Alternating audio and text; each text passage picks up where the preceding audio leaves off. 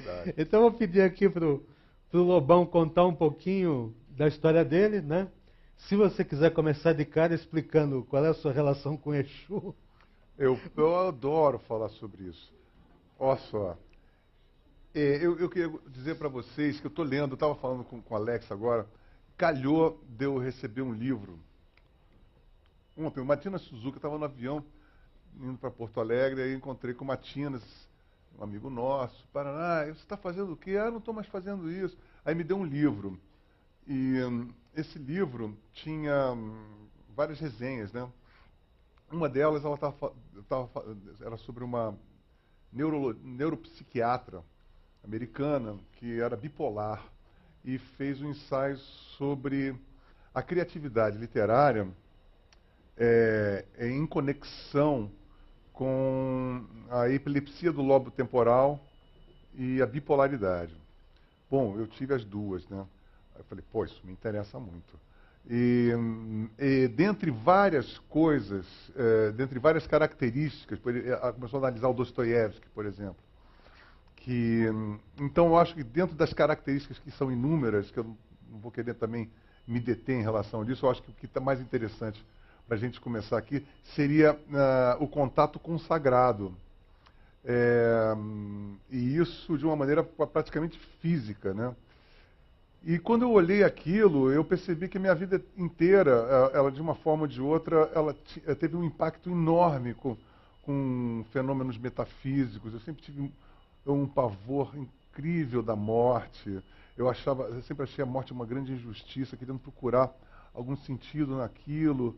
E já tinha um insight desde criança, por talvez uma memória atávica como o espermatozoide vitorioso, mas eu tinha um insight. Com criança você não sabe o que é um espermatozoide vitorioso. Então eu tinha insights assim insights mesmo de que eu estava num céu e vários anjinhos, e eu estava numa fila com vários garotos, e vinha um anjo e falava, você. Aí eu falei assim, claro, você é o escolhido. Eu me sentia o escolhido. E é engraçado, eu adorava essa sensação que demorava frações de segundo. E chegou uma hora que eu malandramente, tentando resgatar esse tipo de coisa, achei que com algum determinado tipo de técnica eu pudesse sentir isso a qualquer momento e, por incrível que pareça, não. Isso não aconteceu e, de uma forma ou de outra, isso foi se dissipando. Eu nunca mais tive aquela sensação catártica de parar assim e ficar, pô, sou o escolhido. Mas é que talvez, eu comecei a pensar assim, talvez eu não tenha mais isso, porque enquanto o espermatozoide vitorioso, uma vez você depois de ter nascido, com muito tempo de casa, você já esquece muito daquela jornada que foi uma casca grossa, mas nesse exato momento você já está preocupado com outras coisas. Né? Mas, assim, eu acho que o sagrado, dentro da minha vida, né, sempre teve uma relação muito engraçada, meio que tragicômica com as coisas. E eu acho que assim, essa coisa com Exu que ele estava falando, né? Seria necessário eu explicar várias outras coisas antes, mas tá bom, vamos cortar isso, vamos dizer assim. A primeira vez que eu tive um contato com uma entidade, sou criado em família católica, apostólica, romana praticante, queria ser padre, rezava a missa em latim. Mas, assim, na classe média, pelo menos nos anos 70, na hora que eu estava mais ou menos adolescendo, né? Geralmente todas as famílias entravam numa de espiritismo, Allan Kardec, e aí um papo era corriqueiro nas casas. Né? Minha mãe, então, que era uma pessoa muito animada, ela caía, se estrebuchava, recebia santo, psicografava. E eu também comecei a psicografar. E comecei a comprar livros, sabe? E realmente li, desde o Allan Kardec, li uma série de livros. Entrei numa, né? Eu percebi que durante toda a minha vida, mesmo tendo sérias contradições em relação ao sagrado, ao transcendente, ao metafísico e tal, mas eu sempre recorro a isso. Mas por exemplo, meu processo mental é como um scanner. eu sempre uso a contradição para poder fazer uma radiografia de contraste, e através dessa e aí as pessoas não entendem muito esse movimento, porque são dois tempos. Eu não penso num tempo, eu penso num, penso no outro, e na verdade penso num terceiro, que é a soma desses dois. Ou a subtração, dependendo, né? Então, toda vez que eu entrava em contato com o sagrado, para me resguardar, eu procurava algum autor que me alertasse e me contradissesse. Falei, não, isso não, hein, cuidado, isso aqui é uma roubada. Aí eu me nutria daquele ceticismo e volta e meia voltava ao sagrado. Bom, isso é apenas um introito, né? Então vamos diretamente ao Exu, que é uma coisa que realmente faz parte da minha vida, que é o seguinte: eu tenho que deixar bem claro a vocês que eu fiquei virgem, isso é muito importante, eu fiquei virgem, sexualmente virgem, até quase 18 anos. Então, a coisa de querer perder a virgindade estava muito à flor da minha pele. Isso é muito importante.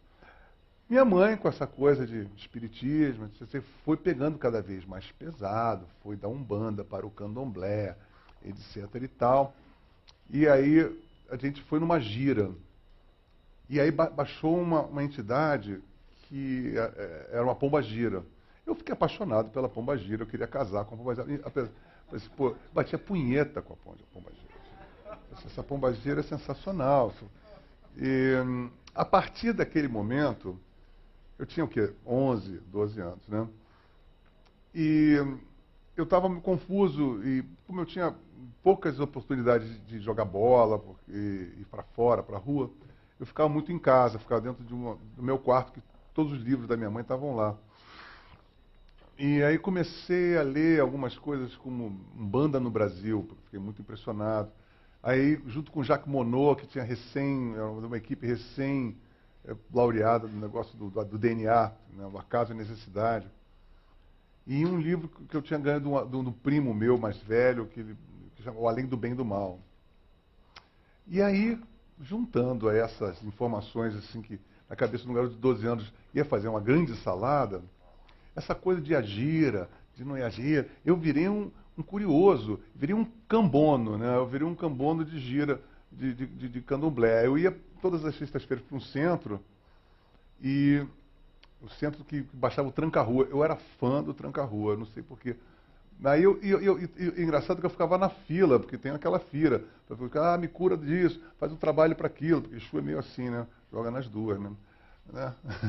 Aí, pô, Tranca-Rua. Aí quando chegava a minha vez, aí eu falei assim, olha, eu não quero te pedir nada, eu queria saber como é que você era, como é que você faz aí. Aí o cara começava, eu era malandro da Lapa, jogava sinuca, tinha navalha. Eu falei, grande, bacana, sensacional, não sei o quê.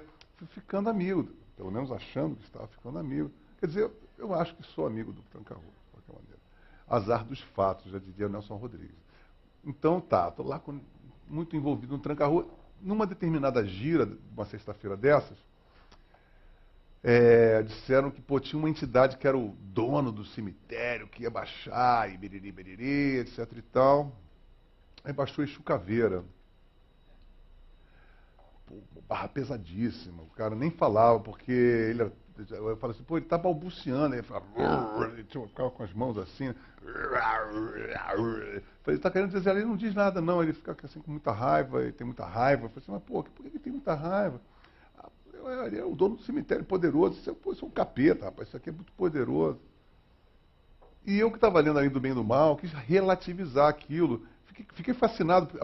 Ele me convenceu do seguinte, ele estava lá todo torto, não sei o que, ele pegou um copo desse, jogou no chão, estilhaçou, pegou o caco de vidro e já começou comendo. Eu falei, eu gostei desse cara, esse cara é bacana. Esse cara é bacana, eu gostei, o mise-en-scène sensacional.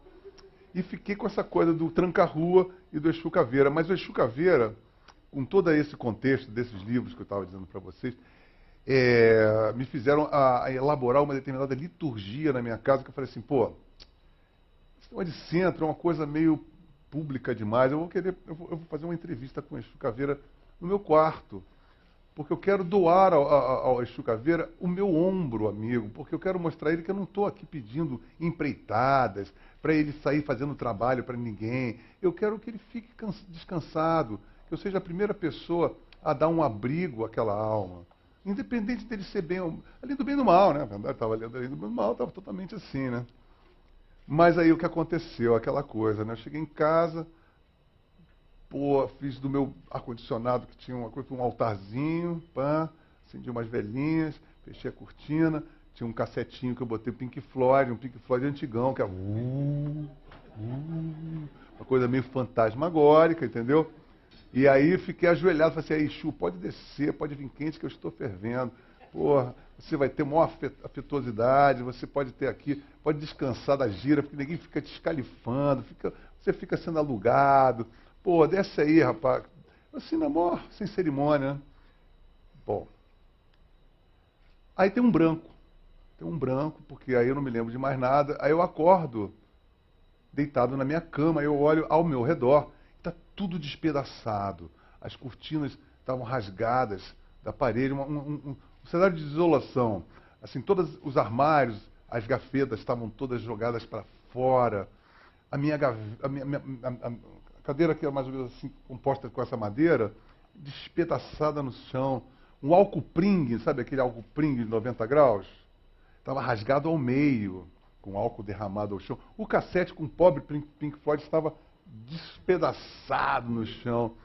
E era muita coisa, ao meu entender, para que houvesse, por exemplo, eu pudesse pensar que fosse apenas uma queda, que eu caí e quebrei alguma coisa. Não, havia uma coisa deliberada de alguém que puxou aquilo, rasgou aquilo, seja lá o que for, né? Eu fiquei intrigado e pensei assim, estava passando muito mal, acordei meio enjoado, perguntei pela minha mãe, mamãe. Aí veio minha mãe que é muito protetora, era super protetora.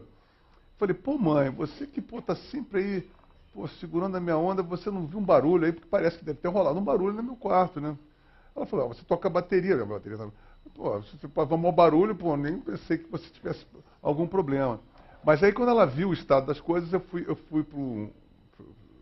fazer um eletroencefalograma, né? Aí quando eu fui fazer, foi detectado alguma coisa que não dava para se saber exatamente o que era. Bom, eu estava com 12 anos, né? Essa história eu acho muito, muito interessante, apesar de eu não acreditar muito não, viu? 12 anos. Pô, aí passa um tempo, passam-se 12 anos. Dentro desses 12 anos, eu esqueci disso, né?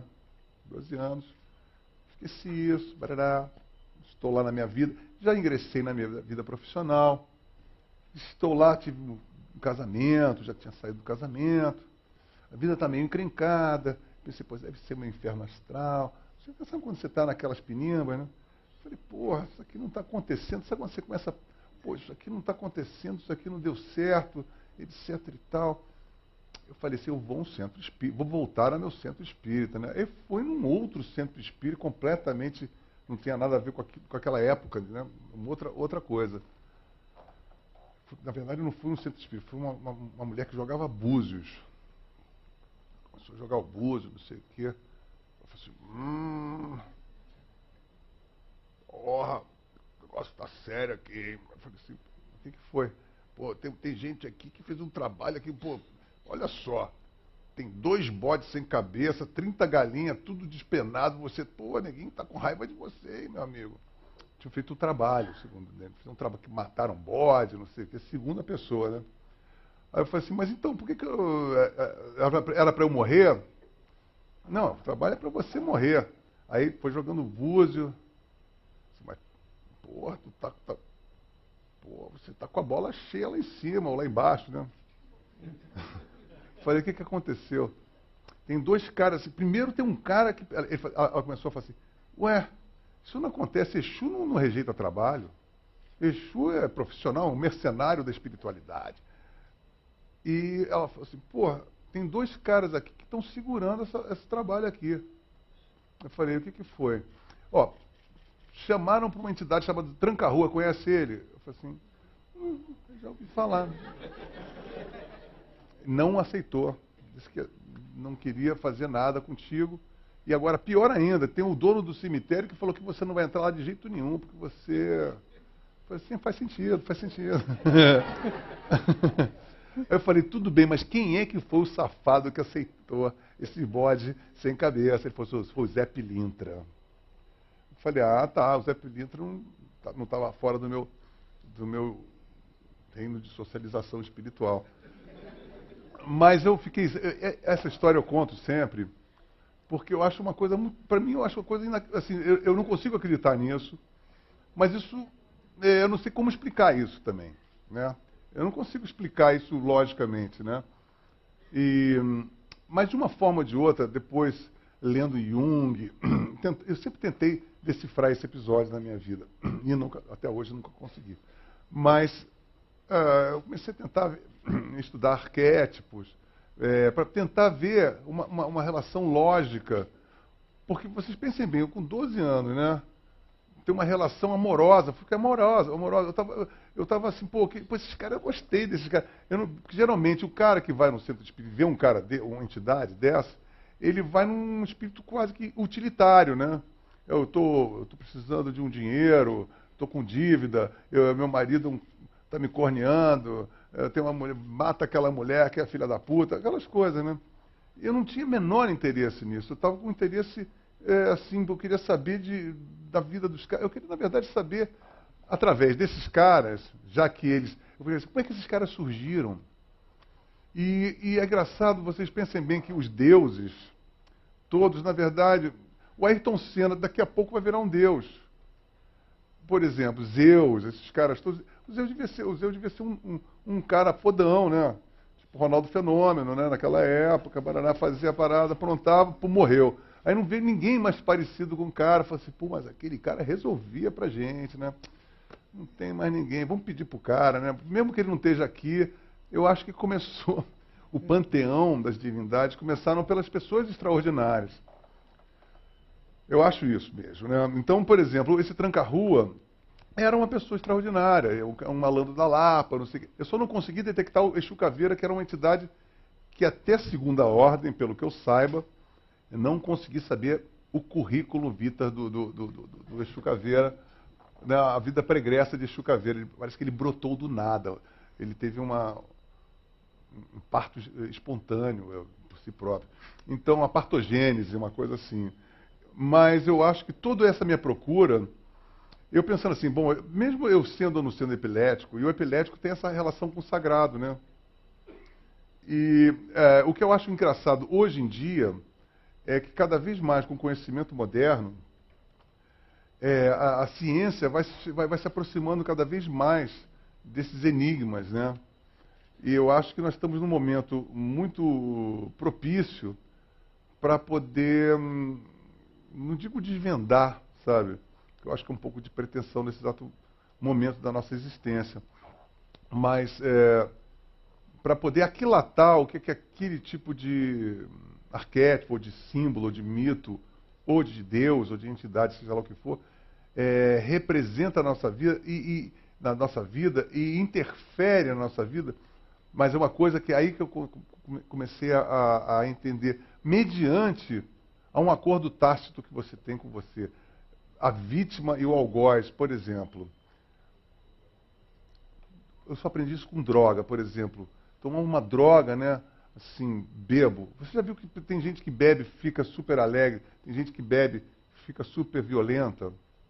O que é mais interessante, tem uma mesma pessoa que uma hora bebe e fica alegre, super eufórica, e bebe num determinado momento e fica super violenta. Então eu fiquei pensando assim, pô, a droga sublinha o estado de espírito da gente. E entidades como essas funcionam na mesma proporção.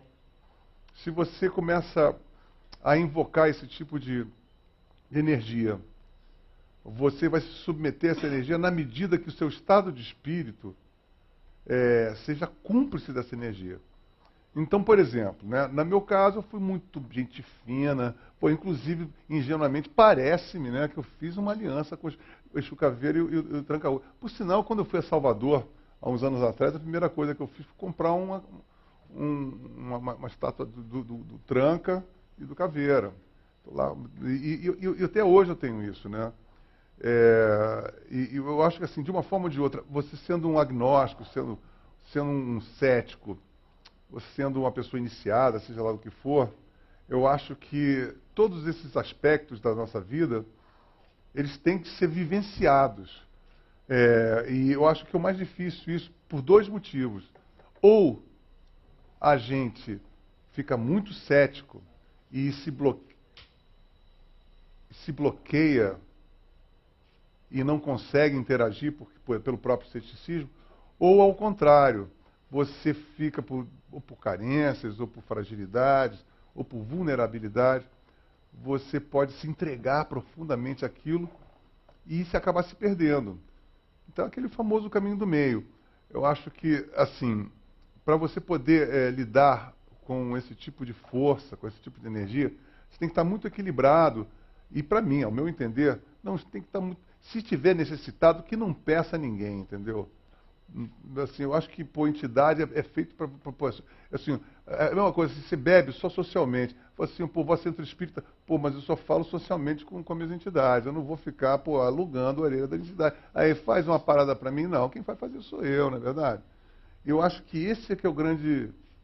Eu acho que, assim, eu acho que se a gente conseguisse apenas das entidades absorver a energia que elas representam, e se as pessoas, em geral, pudessem usufruir e desfrutar ao reconhecer essa energia que essas entidades representam, a gente poderia se tornar uma sociedade melhor.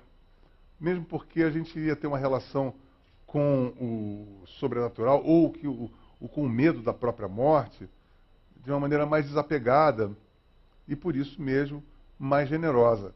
E aí, quando eu percebi isso, eu falei assim, pô, a gente tem que ser generoso. Assim, vocês perceberam que a gente está numa sociedade muito ávida, assim, pô, tem que ser fodão. Ninguém é fodão olímpico, né? Assim, aí eu falei, pô, que Olimpíada, que Olimpíada. Eu, por exemplo, outra coisa interessante sobre essa coisa dessa sofreguidão olímpica e narcísica que nós estamos vivendo, por exemplo, eu sou instrumentista, toco bateria, e vivi um episódio muito interessante com o Luiz Melodia sobre essa coisa da sofreguidão olímpica. Assim, por isso que a gente acha que aquele marombeiro é um babaca, pela sofreguidão olímpica. Aí, olha só a minha associação. Eu tocando bateria branquinho, né? Tocando bateria como branco, assim, e eu estou tocando com o Luiz Melodia, que é marronzinho. Tocando assim, ele está meio incomodado com a minha maneira de tocar. Eu olhava para trás, pô, eu tocando, não sei o quê. Ó, eu falo sempre isso com ele sempre nega, ele nega até a morte. Você está maluco, eu nunca falei isso. Eu falei, azar dos fatos, mas você me ajudou muito. Então é o seguinte, né? Pelo que me consta, eu estava tocando, e ele olhou para trás e falou assim, ô rapá, tu sabe o que é swing? Aí eu falei assim, sim, que balance os cabelos, né? A parada é essa, né? Ele falou assim, não, rapaz, você como é branco, sabe de uma coisa? Sabe o Didi, aquele rei da folha seca? O Didi tinha um provérbio que diz assim, ó, gol não é a meta, gol é acidente de jogo.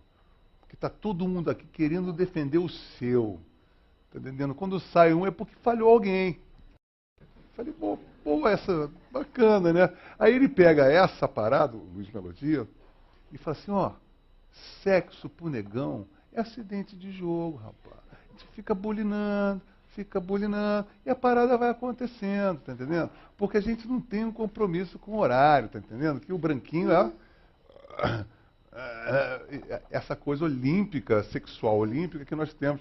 Por isso que eu fico percebendo que, pô, várias beldades do BBB não me causam tesão, porque tem um implícito dentro daquilo, uma sofreguidão olímpica de se mostrar que não me dá o menor tesão.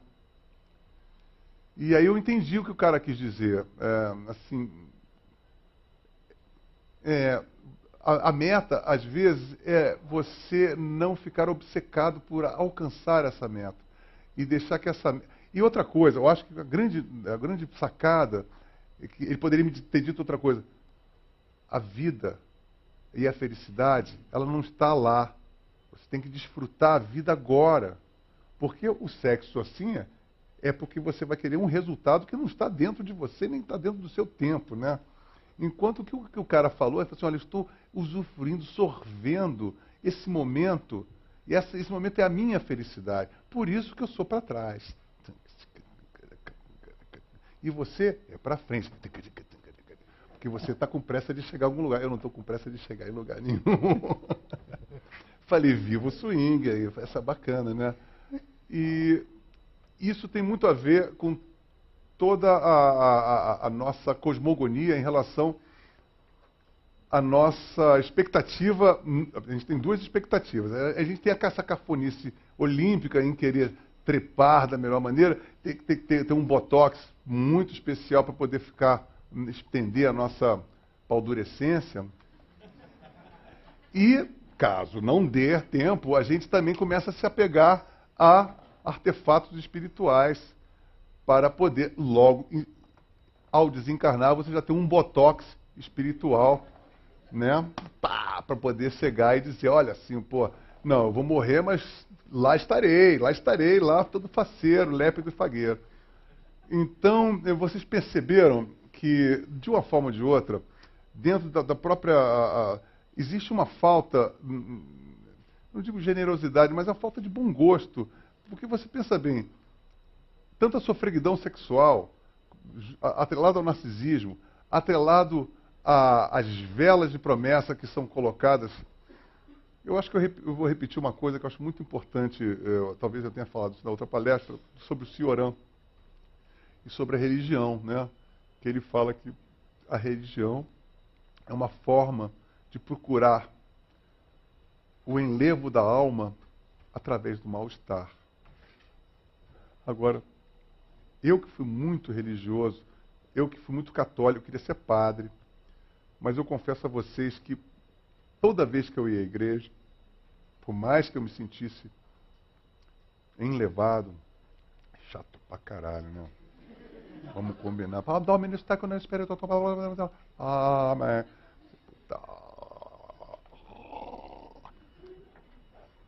Mas você suporta isso porque vida eterna. A vida eterna. Você não pode. É a vida eterna. E essa sofreguidão pela vida eterna é muito feia. Já perceberam?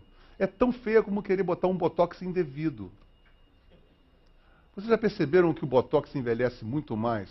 O falso absoluto é muito mais cruel do que as rugas? Já perceberam isso? Quer uma pessoa mais velha, uma mulher mais velha do que com um beiço mais protuberante? Aquela que está assim, com aqueles beiços. Só ela. É como o homem de peruca, né? O homem de peruca não sabe o que é careca, né? Só ele. Só ele não sabe o que é careca. E a mulher de botox acha que é a maior Brigitte Bardot do século XX, evidentemente. E é uma mocréia, né? Juramentada, né? Aquilo ali, tá entendendo? Mocréia octogenária podre, né? Próxima, não é?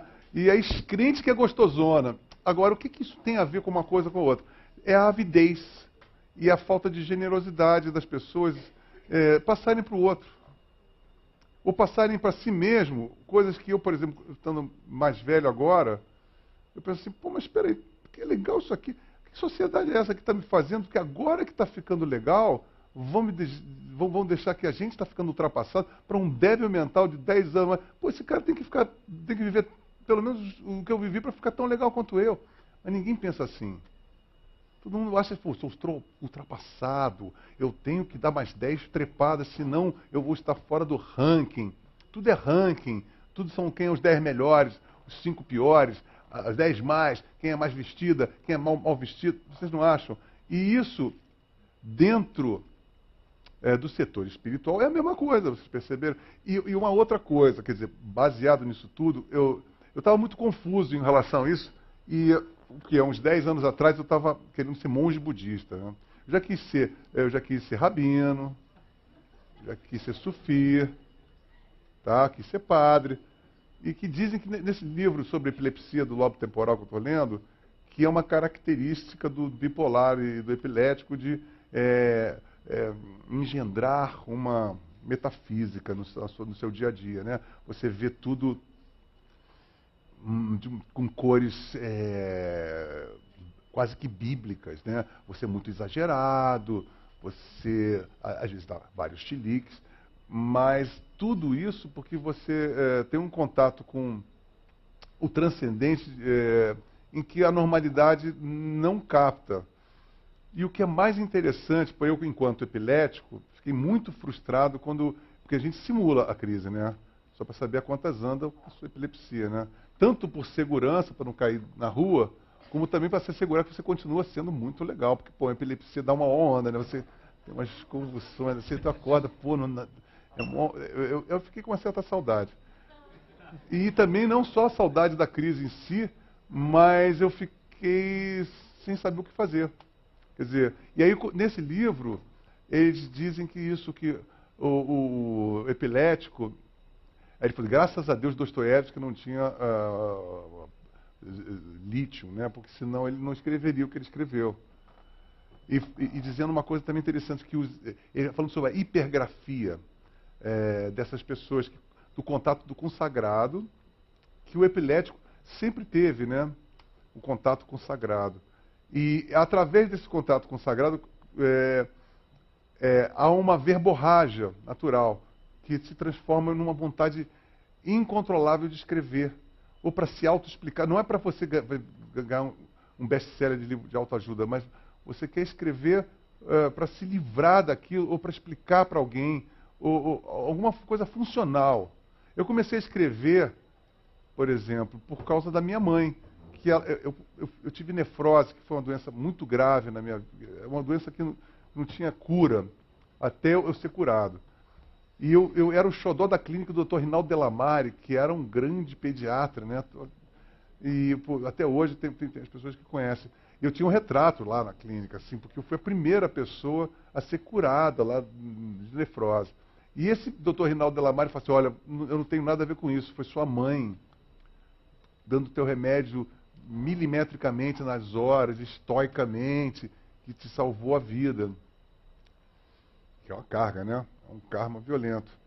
E eu fico pensando, que engraçado, porque aí, olha que engraçado, eu fiquei 10 anos para ter alta.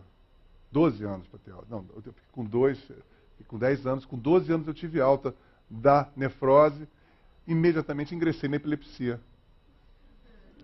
Né? E fiquei epilético por um tempo. E essa palavra também é muito engraçada, né? Porque eu tinha maior... eu achava chinfríssimo, eu tinha uma chinfa, eu sou epilética. Eu achava que isso era legal. E as pessoas causavam uma espécie enorme nas pessoas, né? A minha mãe falava, você não é epilético, você é especial. Né? Então, por que eu estava falando isso mesmo, cara? Deixa eu fazer uma pergunta. Você acha que a cultura pop, você vê, uma das mitologias que alimenta o rock é essa coisa que o diabo é o pai do rock, né? E na cultura pop, em geral, no cinema, quadrinhos, a gente tem a presença de gêneros como o terror, enfim, e outros. Então, o fantástico, né? Todos esses elementos, ou por um lado, elementos densos, difíceis de lidar, ou por outro lado, noções como fracasso, o enfrentamento, essas coisas que a tal cultura olímpica não gosta de contemplar, né? Não gosta de enfrentar. Você acha que a cultura pop acaba sendo, na época da gente, meio um canal para isso acontecer? Mas é né? claro. E você, mais que isso, você como artista, como é que você escolhe teus conteúdos? Você medioniza essas coisas? Não, quer dizer, vamos por parte. Eu acho o seguinte, você está certíssimo. Agora, vocês pensem bem, uma das coisas que eu mais me questionava era por que eu tinha tanta raiva do que era tão bonzinho. Por que quando eu ligava a televisão e via aquele cara, e porra, tudo limpinho, eu falei, que idiota! Filho da porra, mas está tudo legal, o sol está brilhando, ele tem uma dentadura brilhante, ele tem um sorriso sensacional, a Xuxa é maravilhosa, por que essa pessoa considera essa pessoa um idiota? Eu acho que aí vem a cultura pop. Não porque as pessoas simplisticamente possam acreditar que isso é uma coisa apenas infantil de contestação de fase sádico-anal. Não é isso. É porque a gente tem certeza de que essa bondade é um embuste. A bondade é um embuste. Essa bondade é um embuste. Ela é improvável. Então ela se torna uma mentira. Vamos ser legal, todo mundo está feliz, todo mundo quer cantar. Viver, não ter vergonha de ser feliz, cantar e cantar e cantar.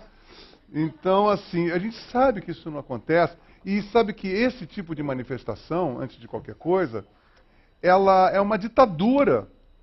E o que alija os párias, os marginais, ou até, quem sabe, os seres mais humanos, que somos nós. Porque eu acho que essa coisa de você reivindicar o mal não é exatamente o mal, mas é o outro polo daquela merda. E aí é o seguinte, vamos chocar esses babaca, né? Porque aí a arte pop se delicia com o terror da caretice. Então eu acho que essa é a relação que o artista constrói. Assim, porque você pensa bem, eu sou artista. Artista eu acho que é pior, eu sou epilético e barra artista, né? Olha, eu vou dizer uma coisa para vocês, epilético assusta menos do que dizer que é artista. Você está entendendo? Então, eu acho que o artista, ele é primeiro que ele é um para-raio, ele é uma antena também. Então, a sociedade rejeita o artista porque ele tem uma coragem que a sociedade, para ser feliz e ter aquele sorriso de dentadura Colgate, tem que evitar higienicamente o risco. E o risco é que vai você te propulsiona para frente, né? Você sem o risco, você não é porra nenhuma. Por que você acha o arquétipo do funcionário público batendo ponto, aquela vidinha? Por que aquela vidinha que é perfeita, que ela é imune a qualquer tipo de risco, ela é medíocre, ela é universalmente medíocre? Porque ela é uma merda.